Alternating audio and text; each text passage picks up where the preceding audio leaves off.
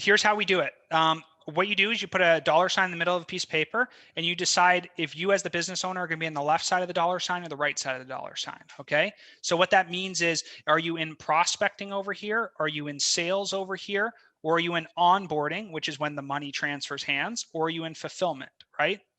You need to decide what side of the business you're on. Everything, if you're over here, everything else over here has got to go. Right? And you need to decide as soon as possible, even if you're one person, you need to decide what makes sense for you here and live by that. So in our business, right, all I work on is everything to the left of the dollar sign. Everything. I work on product development, acquisition, outbound. We don't do any inbound, but we work on everything over here. And then my business partner, Keith, he works on everything that's over here. Okay. And that includes other team members. So as we bring more team members on, they can all be stacked underneath, whether that's a VA or a full-time person, a part-time person, domestic, not, doesn't matter.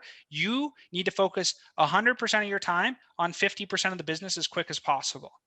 Wow. If you can't do that today because you're a one-person show and you have to spend 50% of your time in both, then you need to decide quickly early on in your business, what side of the line am I going to fall on? Think about it this way. If I had a triangle and I dropped the ball on the triangle, it can't go in the middle.